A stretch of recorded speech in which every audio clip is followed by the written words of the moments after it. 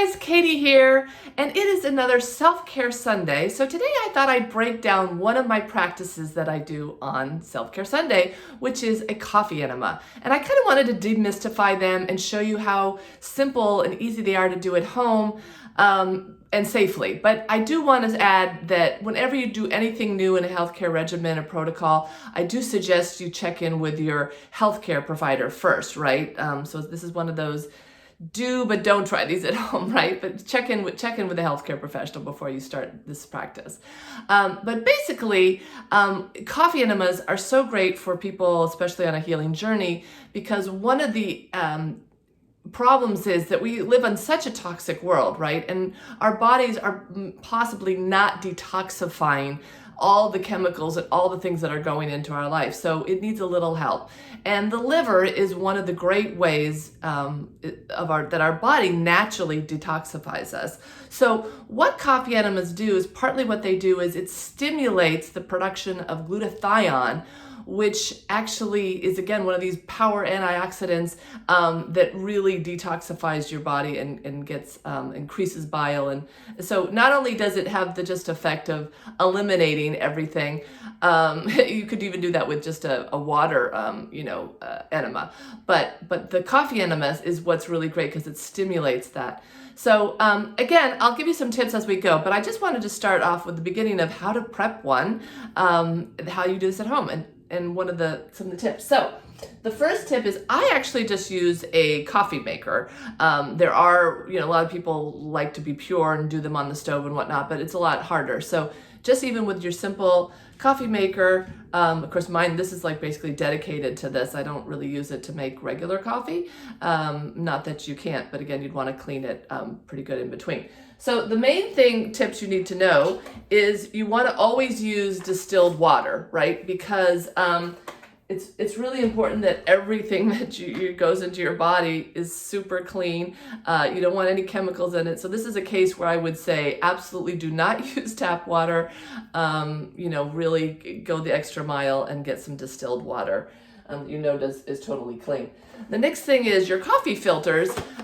You want to use, brown, I don't know that, I've seen necessarily specifically organic coffee filters, but this one, for instance, is, made from unbleached pulp and produced with no chemical bleaches.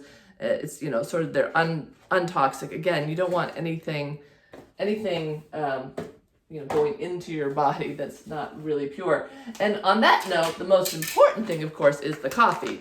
The brand that I recommend you use is S.A. Wilson's Gold Roast Organic Coffee, premium coffee. You can find this online.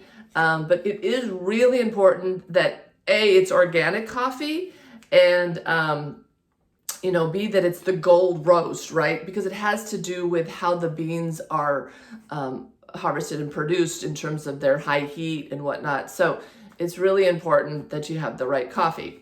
Okay, so once you have the right coffee, you're going to take, now in the beginning, you basically want to use not a lot, right? Because you want to see how your body reacts. And it's possible, it's kind of interesting because I don't drink caffeine. Caffeine kind of gives me a headache. So in general, I don't even drink, regular coffee. So when I first started, you only want to start out with maybe, a teaspoon or something. You don't want to do a whole lot because you want to see how your body reacts. So, but now I use four, this is just a common teaspoon, but it's almost like a tablespoon, but I do 4 of these because I'm going to do 4 cups of water. So that's the next thing. I'm going to take my coffee pot and my distilled water. Ta-da! And I'm going to pour in just up to the 4-cup mark. And again, when you're first starting out, you might want to try less. You might want to just do 2 cups, would be plenty. And then, of course, it's ratio. So then only do 2 cups of your coffee. Not 2 cups. 2 teaspoons or 2 tablespoons once you get the hang of it. Or it's somewhere between a teaspoon and a tablespoon. So now I've got my coffee in there, and I'm just going to put this puppy on and let it brew. Now, after it's done brewing, I'm going to turn the coffee pot off, and then I will go on my Sunday run. So I go on my Sunday run, which is about a 30-minute process. And in that time, the coffee cools down a bit, right? So I actually am going to leave it on in the coffee maker, but turn it off so that way it cools but doesn't get like cold in case I take a little longer or whatever. And then the next step is to take it off entirely because there's sort of like a hot plate here. But the whole point is you want to make sure the coffee is warm but not hot. It's really important, right? You don't want to be burning the insides of your body or your colon, right? So it's very important. And same if you were a parent and you had to test like formula or something. I never did, but anyway, you had that thing like where you maybe put your elbow in, the tip of the liquid to see if it's hot. I usually just use like my finger. I wash my hands and like tip it in. If it's hot, if it feels hot to the touch, like burning hot, then it's too hot, and you just need to let it sit out and cool. So that's how I do it. Some people, you can try to bring it down in temperature faster other ways, but the best ways is to just sort of let it naturally cool. But you definitely do not want to be putting scalding hot water in your coffee enema. Okay, so this is sort of part one of producing it. And then I'm going to come back later and show you how to set up your kit and set up your enema. Okay, take care. I'll see you soon.